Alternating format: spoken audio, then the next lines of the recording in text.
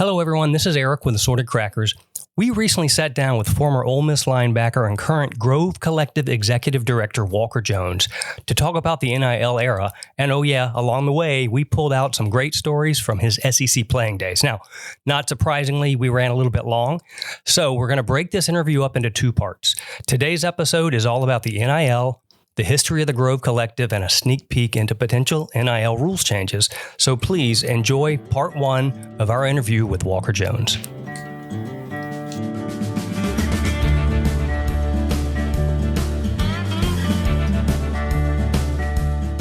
Hello and welcome to the next Assorted Crackers podcast.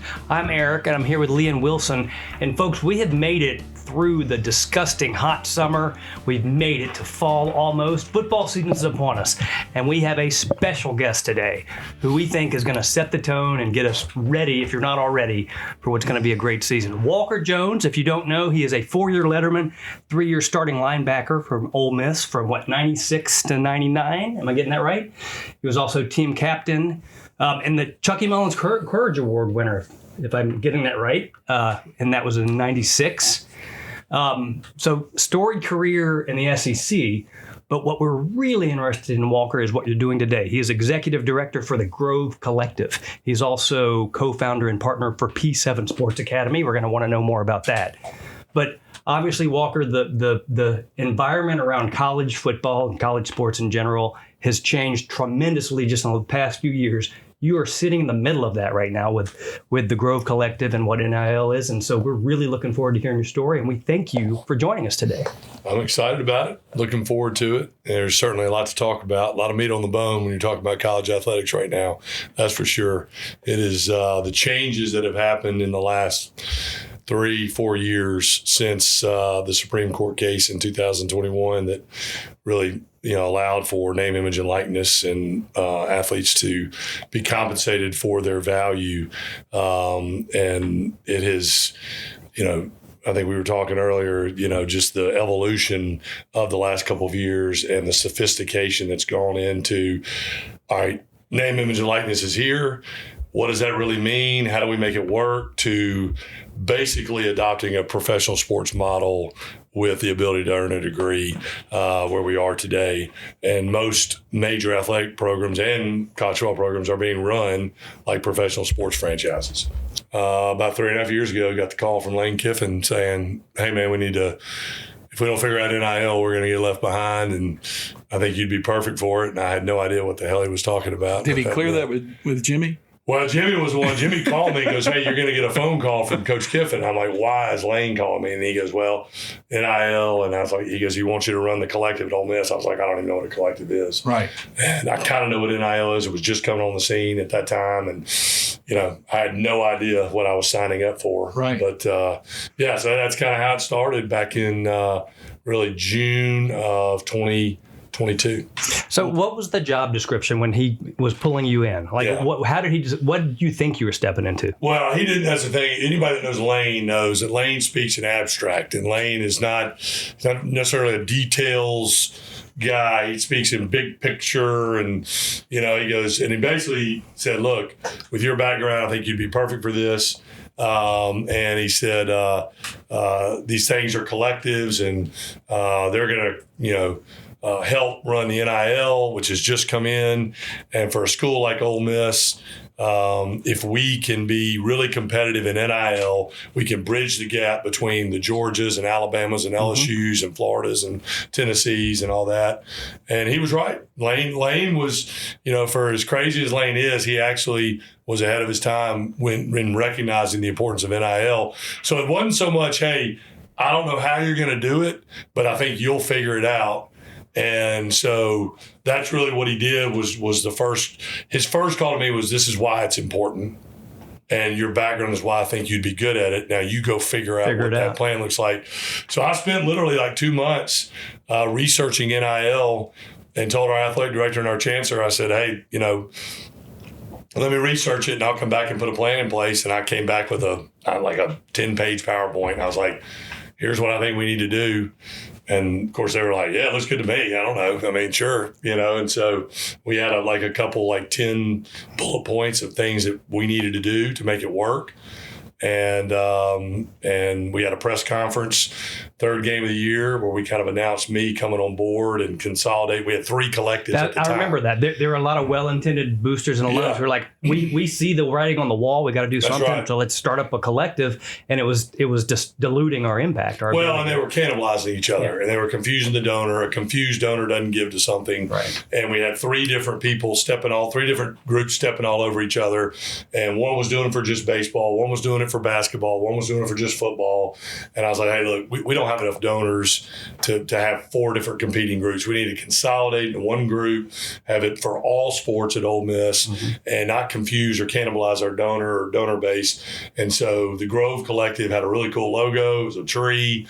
It had the most kind of brand identity so far, and so we picked that one, and we consolidated all the other ones underneath it, and then we basically started a crowdfunding campaign where you could give $25, $50, $100 a month, like you do for any sort of subscription, and let's build a $4 or $5 million recurring revenue model that will survive the wins and losses. Because if you're only contingent on the wins and losses, you're going to have the ups and the downs. And when you lose, people are going to quit giving money. When you win, they're going to give. But we got to have something where kind of set it and forget it, to whether they kind of ride the highs and the lows, and it's disposable income. And you lose to Alabama, okay, I'm going to keep giving my $50 a month. You beat Georgia, I'm going to take that 50 and go to 100 a month, but I'm going to kind of stay in it. Hell, my wife spends more than that on Amazon, so why shouldn't I do it? It's kind of an Amazon model. Yeah. Sign up for Prime. Yeah, that's what it is. I mean, its subscription model is proven over and over again to kind of help smooth out the bumps. That's right. And so in doing that, we were going to give them access to the players and access to the program. So based off what level you give, you got to come watch practice. You got to go to a close scrimmage. You got to have dinner with the coaching staff. You got to sign football from Jackson Dart, blah, blah, blah. And so they were getting something back for it. And more importantly, they just felt like they were almost like Green Bay Packer fans who are owners of the Green Bay Packer. They felt like they were an owner of the team, because the money I'm giving, however big or small, is helping us acquire that talent or keep that player or recruit that player. Once everybody figured out that money was going to be kind of the prevailing factor of why a kid was going to choose a school. And so our fans kind of took ownership in it, and we grew it to probably the largest subscription base in the country.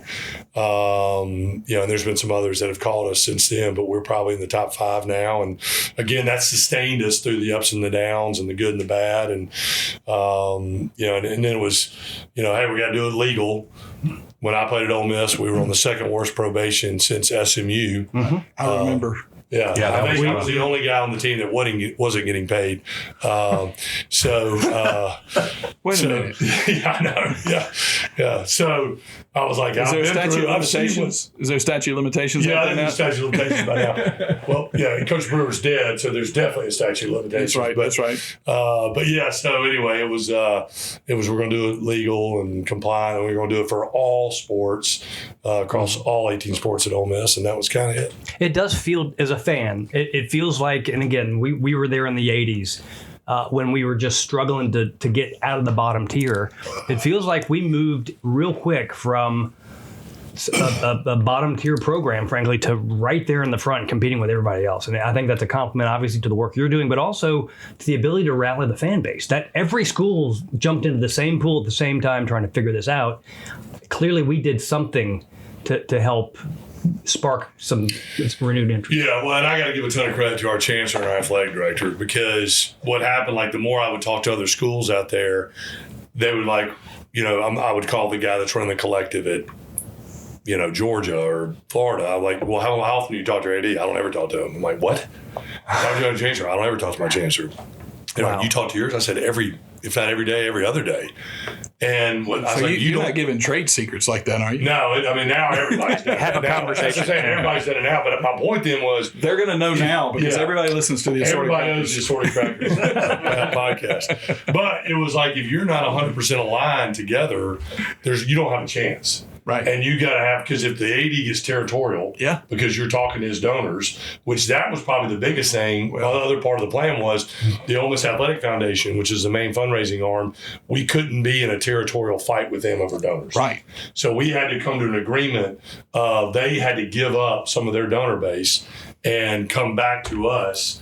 And then we had to basically agree to share money, share donors, and not get territorial. So again, the alignment from the chancellor's office to our athletic director to our coaches to us was perfect. And we talked every day and we communicated. And yeah, we had arguments and we disagreed on things, but we always worked it out. And that's why Ole Miss was able to get ahead of so many other people, because in the early days, the collectives were kind of taboo and kind of like, we don't know if these guys are really legal or not. And we're going to keep them at arm's length. We're not going to give them our donor list and all that. And our AD and our chancellor were like, no. We have to do it. And then we had coaches like Lane that recognized the importance of it. So that was really the way we, somebody showed me a stat the other day, since COVID, the 3 most winning programs in the SEC are Georgia, Alabama, and Ole Miss. That's unbelievable. Wow. So that's crazy to even say that, but it's because we got ahead of it. Now, the bad part is everybody has figured out our model, and everybody's coming at us like Tennessee and others, and they got a ton more bandwidth than we do. So we're now like having to reinvent ourselves again because everybody's kind of figured out our model. Do me a favor. Let's press pause. I want to, for those who may not be as close to what NIL really means, explain NIL to me like I'm an alien who just landed on this earth from another planet. Yeah. So it's basically the acronym is NIL. It stands for name, image, and likeness. And basically there was a group of court cases, starting with the O'Bannon case, who was a great basketball player at UCLA back in the 90s.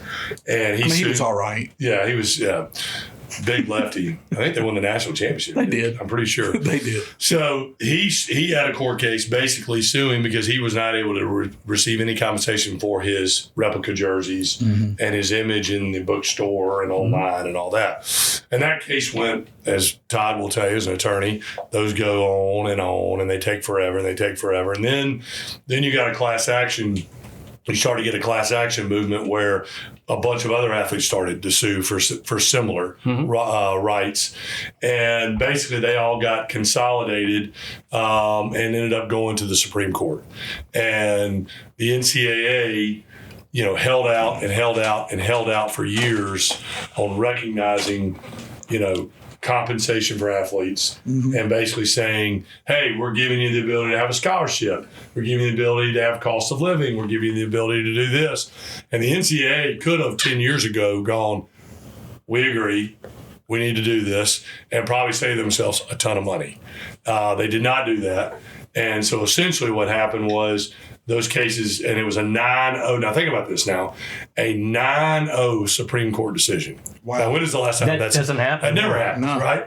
So a 9-0 bipartisan. It was a bipartisan 9-0 Supreme Court decision that basically cleared the way in late 2021 to allow for this compensation and this commerce to start.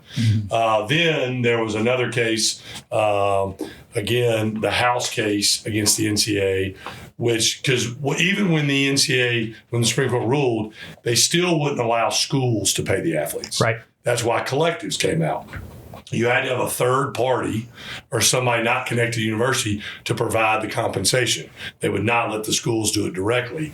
Now that the House case settled on July 1st in the Northern District of California, it allowed for the schools to share revenue at a certain level. And so now that's the evolution. And really the only evolution that's taken place is because of litigation. Yeah. So fear of litigation, Congress has not really done anything other than just talk a lot. It's been the courts and litigation that have been the change agent. But the Congress piece and some of the other legislation is starting to heat up, right? Correct? It is. So Congress, there's been, I think, probably 10 to 15 NIL bills in the House and Senate. None of them have made it to a floor to a vote because they're very partisan driven. And you got these two huge problems right now: collective bargaining and employment. Actually, 3: collective bargaining, employment, and Title IX. And those are federal issues. And obviously Congress is split on those issues when it comes to Title IX, employment status, or collective bargaining. And so you can't have employment status if you don't have collective bargaining. And so there's a huge divide. And until they figure out how to define who these athletes really are, you're going to have these systematic big problems with Title IX, with employment, and with collective bargaining, and you're going to have the competitive imbalance that's going to come with it. So that's incredible. In the beginning, I guess it's been 2 years, right? You had to go before Congress. Yeah, I testified in front of the Senate Judiciary Committee in October of 2023. Okay. And I was coming off fall break with Todd at a 38. And you're so I was obviously you were foggy. I was fresh and ready to go. That's it. Just so he's referenced Todd. Todd is a friend of the podcast and has been a friend for a long time, and so he's the one that introduced us to Walker and brought him in here tonight. And so you may hear him chirp in a minute. That's right. But he's referenced him a couple of times in a legal way because Todd's a lawyer. Yeah. And he's done a little. He's my family attorney too. There you go. Pro bono. Yeah, for sure. Definitely pro bono. Or maybe you're bought in bourbon. Works for bourbon. Yes, Elijah Craig. So sorry about that sidebar. Yeah. But so back to the you testified in Congress. That's right. And that was amidst all of this, right? And so what was that about? I guess I may be taking a couple of steps backwards. Well, that was kind of when all this was. This was in 23, so this was a little over a year into it for me. Congress was really wanting to dive in then because at their time they thought they could come in and fix it immediately. And so there was a bunch of hearings. They always do. And they buggle it up. Yeah. We're from the government. We're here to help you. Yeah. So anyway, they got a call and we, from a collective side, had not been represented. And again, Senator Tuberville, who I played with, I've stayed close with. And I just remember sending him a text and I was like, Coach, it'd be great to hear from the trenches of what's really going on. You guys are calling the NCAA up there. You're calling athletic directors, school presidents, some swimmer from Florida up there. And nobody is at the center of all this. The only people paying the athletes are collectives. Right. The only people. And we got to deal with the NCAA, the university, the coaches, the players, the agents, the parents. Everybody. It sounds like a real company or a corporation. Yeah, well, that's what, and I said, so the only people that really has any practical knowledge of how the model works is us because we're the only ones that can pay it. Yeah. Right. And we have to deal with everybody because we're at the center of all this commerce. So it'd be nice next time you guys all drag everybody in front of committee, you actually had somebody up there that could refute some of these ridiculous, concepts that you're getting pitched. Mm-hmm. And so he was like, you're in. And so I was like, what did I just? How many times did he say that's not the first time he said you're in. No. Well, so we had a trade association. We started a collective trade association. And he goes, look, one of y'all come. We want one member from the trade association. It was about 30 collectives that had come together and formed a trade association. And they were like, all right, Walker, we want you to do it. And I was like, sure, whatever. I don't know, probably won't be that big of a deal. Well, it was the Senate Judiciary Committee. And I remember, I go, isn't that the committee that did the Brett Kavanaugh hearings? Yeah. And they were like, yeah. And I was like, oh, yeah. Okay, I don't know. That's Ted Cruz and Marsha Blackburn and Lindsey Graham and Cory Booker and Tom Tillis and all these guys. Yeah, they love some TV time. Yeah, they love some TV time. And they love a good gotcha. That's not a friendly forum. They do. Did you get a chance to answer a question? Yeah, so it's hard. So you get up there and we got prep. We hired a consultant and I had to go. You have to go meet with all their staffs 2 days before because they're never going to ask you a question unless they know what the answer is. Mm. So they, typical congressman, they're like, if Congressman Cruz or Senator Cruz were to ask you this, what would you say? I'd say this. Okay, we're not going to ask you that. What would you say to this? Okay, we like that answer. We'll ask you that one. And so you kind of knew, like they said, their staffs were all like, we're not letting our senator ask you anything where we don't know what's coming because we don't want to embarrass him up there, which I get. So you kind of knew who was going to ask what. Yeah. And so, but you walk up there and you give an opening statement for 5 minutes and you have a clock in front of you and you walk in there and these guys are sitting on this dais that's probably 10 feet above you and you're sitting in this little tiny chair. And on the committee, I had Charlie Baker, the president of the NCAA. Right. Tony Petitti, the commissioner of the Big Ten. Jack Swarbrook, the AD from Notre Dame. Okay. And a swimmer from Florida. Yeah. And so I knew then I was going to be the punching bag between those three. Mm-hmm. Yeah. Now, the athlete was kind of on my side because, I went up to Florida. I was like, the Florida Collective, Gator. She goes, oh, I love those guys. Of course I do. Remember, so you're on my side on this. Those three over there are not on our side. And so anyway, so I knew I was going to catch a bunch of flack from those guys. But you hit that button and that clock starts ticking and you're trying to speak fast and coherently and you're seeing the clock run down, and you're trying to get your stuff in. And then when somebody says something in the general question Q&A that you want to respond to, you can't just hit your button and go, I object, let me, you have to ask for permission, or you have to wait till the next question you get to then redirect and answer that. So that's why they never answer the original question. That's correct. Wow. I've been waiting 45 minutes to go back to that point. Yeah, I was like, that's a great question, Senator Cruz.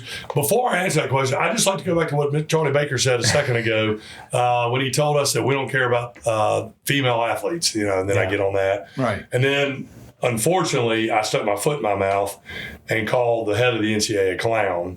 And said, in testimony? And I said, that's why everybody hates the NCAA, because he made a statement about collectives that was completely ill-founded, completely wrong. And I said, I didn't call him a clown I did later on social media. I did later, okay. But on the record, I interjected and I said, with all due respect, that's why everybody hates the NCAA. That statement that you just made. You can say anything if you say with all due respect. Yeah. I think exactly. Ricky Bobby proved that. I know. Right? Whatever movie whatever. That's Ricky Bobby. Ricky Tell Bobby. Nice. That's right. Well so done. immediately after I get and you sit there for 4 hours, you can't go to the bathroom. You're there 4 hours. It's all being filmed. Everybody's behind you. So you're there for 4 hours. You get up out of your chair after 4 hours, and my phone is going haywire from our chancellor and our AD going, I cannot believe you just said that about Charlie Baker. And I was like, hey, that's why because You said he was what wrong. everybody's thinking. He was wrong. So anyway, but it was a crazy experience, and ever since then, needless to say, I have declined to come back twice at the behest of our AD and our chancellor. So let's switch it to the fan perspective. I know, Wilson, you and I were talking about this earlier. I mean, by and large, the average fan definitely agrees that the athlete should get some compensation for the value that they're bringing to their program. But clearly the pendulum has swung to a place that most fans aren't comfortable with. It feels like it's kind of the wild, wild west. You've got players, the transfer portal adds a new dimension of players who leave every year and go to different programs. And so clearly at some point, guardrails have to come into place. If you could advocate for one rule, regulation, or change that would start to get a little of this under control, that still honors the value that these athletes are bringing to the program, what would it be? can I do 2? Yes. Even better. Okay. Yes. So one, I would get rid of multiple portal windows. Yep. Definitely. When you've got a portal window in January and a portal window in April for football, it makes no sense whatsoever. And in doing that, so I get rid of 2 portal windows, and I would have the portal windows, just like in the NBA, NFL, Major League Baseball, to be at the end of the season, right after it's over. Whether it's a month. Not during the playoffs. Yeah, after playoffs. After So you can imagine the NBA or the NFL during the playoffs having free agency in the middle of playoffs, where the players could literally leave and switch teams and could play. Yeah. That makes no sense. So I would have defined windows by sport.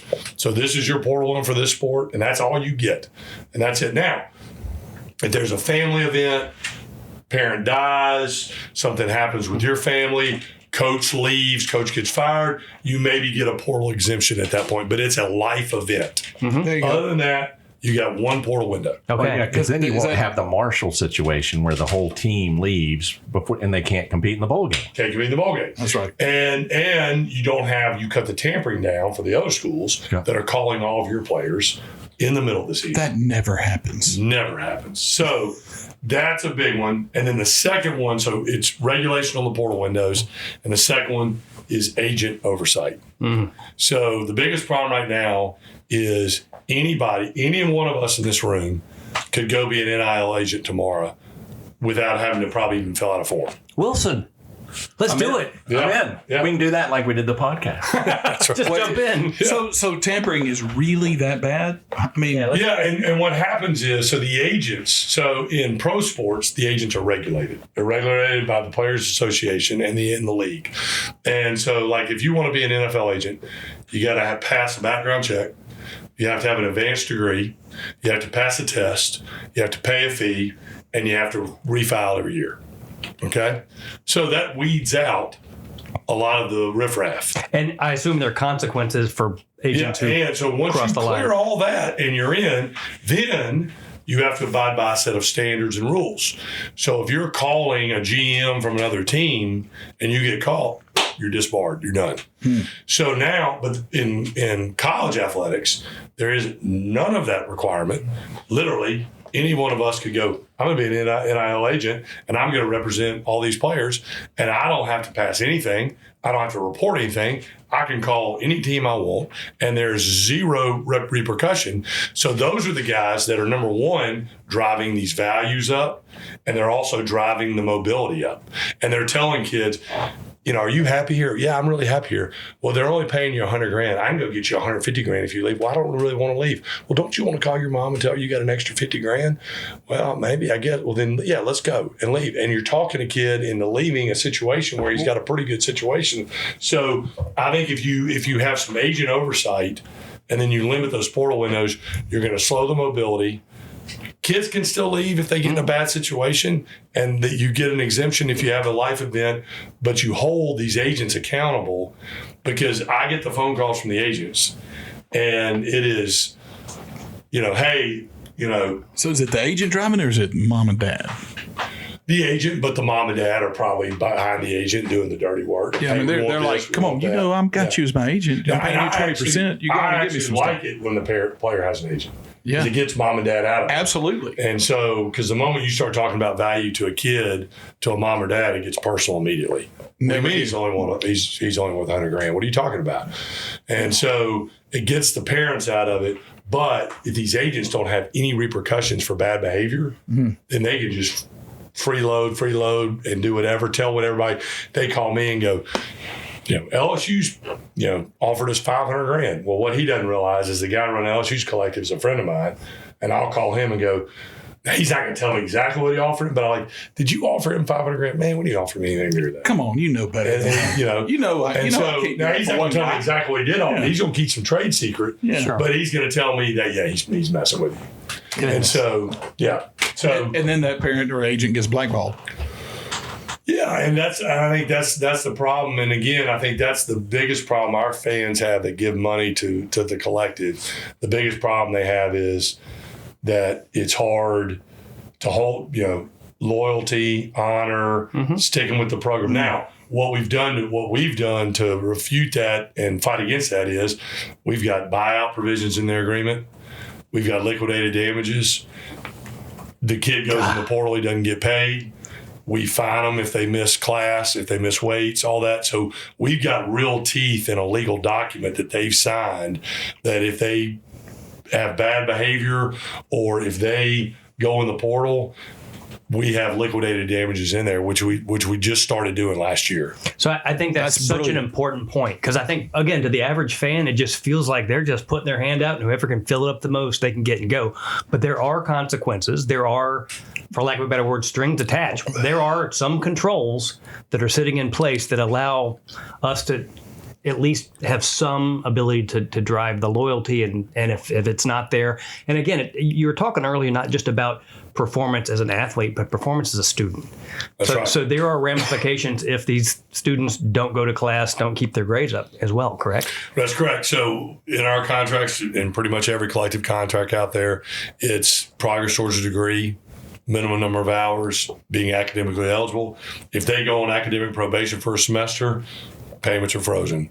If they're not making progress to a degree, and so they have to maintain a standard of academic performance to continue, number one, to be eligible, and number two, be compensated. So I think that's been a really good change. And again, the athletes, and they're pretty similar all over the place, they figure it out pretty quick. So that's standard though. That's not just at old that's in the pretty Grove Club. standard. That's standard. Standard. So that's good. So if That's it's an really industry good. standard, then that First means, 2 years, no. right. This last year, absolutely. Is the NCAA driving any of that, or is it just the collective? Does the I'll go on NCAA record. even care? So the NCAA basically is out of the enforcement game because I think they know that they're not a trusted source anymore. That was my biggest problem with the NCAA was they're taking shots at the collectives. Collectives had to form out of the lack of inaction and ineptitude of the NCAA. Well, that's ding, exactly ding, right. ding. 'Cause I was talking to a friend of mine that was part of one of the collectives, and he was just saying during the College World Series, when Ole Miss was making their run when we were playing Oklahoma, and he got a call from somebody saying, "Hey, we need some money because our players are getting called That's right. to transfer That's right in the middle of the College World Series." Yeah. which is crazy. That's crazy. And I think that's where the SEC is going to, and the conferences are really going to crack down on the coaches and the tampering rules. Because, like, if you're in the NFL and you get caught tampering in the NFL, you get fired. Yeah. Yeah. But the coach gets fined or fired, Yeah. and that assistant coach is done. It's okay to videotape. Yeah, exactly. That's where you have to kind of have some level of decorum to go, look, we've committed money to this young man or young woman player or, volleyball player, basketball player, softball player, whatever it is. And, we've made the commitment to them. We have to be protected to some degree. Yeah. And so we've been able to do it from a contractual standpoint. Now we need, in my opinion, it's the conferences now are going to be the regulatory body. It's not the NCAA because their perception is too bad and their history is too awful. Congress doesn't need to be telling us how to manage the transfer portal. It's really the Power Four conferences. It's the SEC, the Big 12, the Big 10, and the ACC to come in and say, we're going to agree to this standard and we're going to regulate our people. And I think if you can do that, because that's where all the money is. All the money flows through these enormous TV contracts, these grant of rights contracts with the conferences. So they've got all the money. How all these schools are paying the $20.5 million in rev share is through their TV contracts with their conference. They'll say and follow the money.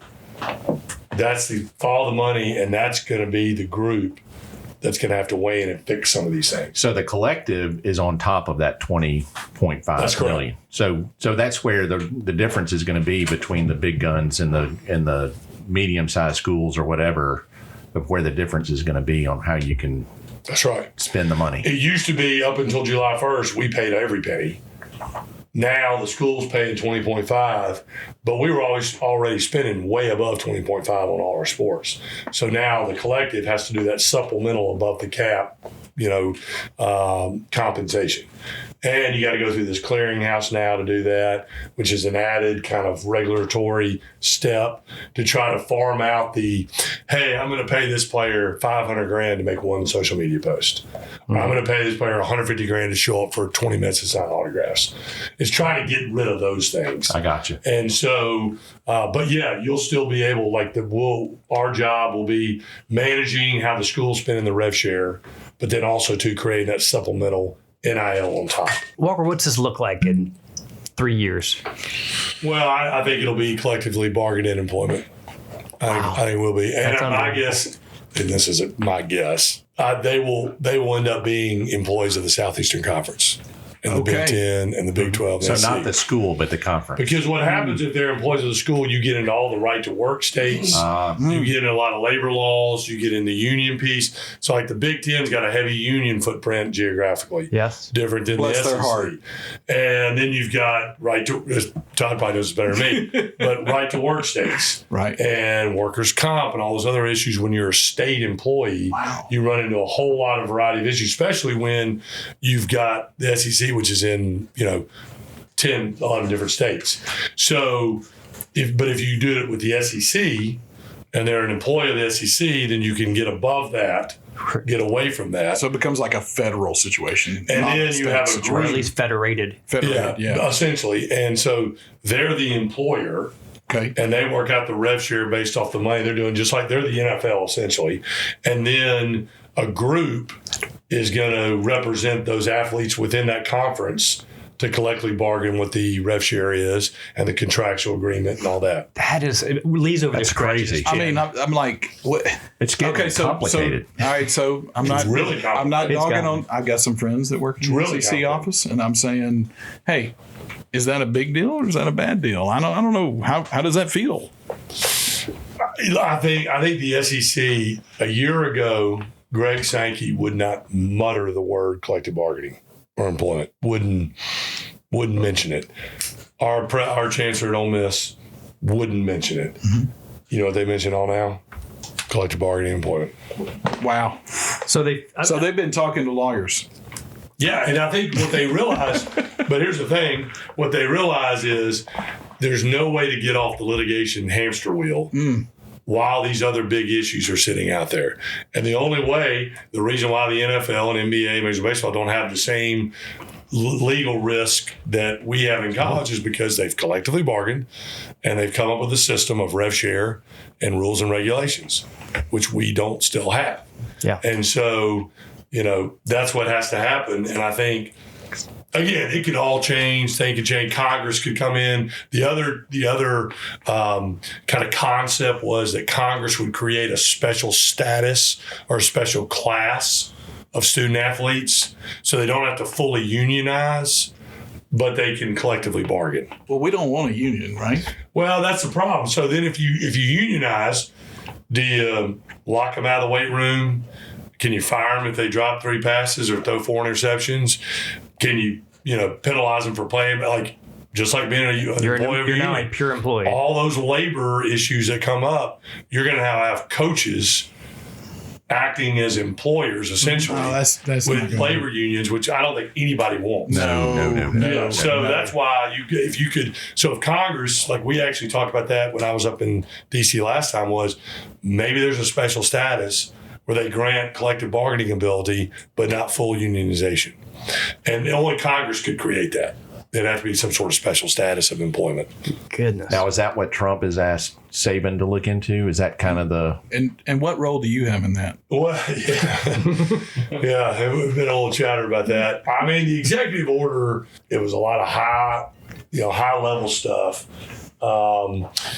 but didn't really give any specific direction exactly. It gave hey, focus on this, focus on that, preserve Olympic sports. I think the one thing Trump is really concerned about, rightly so, is damaging Olympic sports when we're hosting Olympics here in 2028. And unless you want to hear the Chinese national anthem a bunch in LA or on your home soil, which obviously he doesn't, then you better continue to fuel Olympic sport development. And the problem is a lot of our Olympic sport athletes hadn't been able to be compensated like other countries for their success in Olympic sports. So I think he's really concerned about the Olympic sport piece because of the Olympics. So I think that's a big part of it. But I think the EO will lead to a commission which will make substantive choices or proposals to certain governing bodies in it. And so, one of the groups that's in part of that is trying to, where they tear up the Broadcast Act and redo all the grant of rights on the television contracts and try to standardize it across all of college football and basketball so then you can distribute the money more evenly. But that's a whole nother, you get into a whole other rule of antitrust issues on that. And so it remains to be seen on what, Trump's involvement. Was this something that was a flashy object that caught his eye and he's going to move on to 50 other things? Or is he really going to focus on it? And I think Saban, as you can read by his comments, really wasn't fired up about being a part of that. Right. I mean, you could tell he was kind of like, Yes. I mean, Nick Saban could still be coaching, but Nick Saban didn't like the current model the way it was. Right. And I get it. I mean, he had built a completely different model. Sure. And it had been really, really successful. He's the greatest coach of all time. Which is why he would have to reinvent himself. He had to reinvent himself, which he probably could. He's a smart guy. And he's the best incredible. coach, but he probably didn't want to do it at that point. Well, I mean, you reach a certain age. paid his dues. He's the oldest employee of the state of Alabama at some point there, right? He was going to be required And he's to making a ton of retire. money on ESPN now. And Yeah. and he's got a great reputation. And I know I'd love He's to have the GOAT. I'd love to have him involved, but I don't think he really wants to be involved. Yeah. I don't blame him. Guys, I hate to break up the conversation, but we are running a little bit long. What about this? Let's break this up into a two-parter and wrap up episode 1 right here. But folks, tune in next week for more with Walker Jones, where he's going to share a little bit more stories from his playing days at Ole Miss, what life was like on the sidelines and in the locker room and on the road around the SEC. Can't wait to get that one out either. So thanks for joining. Thank you, Walker, for the time, and we look forward to more next week. Okay, informal. I will do an introduction, and then we'll just start throwing questions. Perfect. It's storytelling time. We can do it. Yeah, especially the more bourbon I drink. Well, have yourself another pour. That's the point.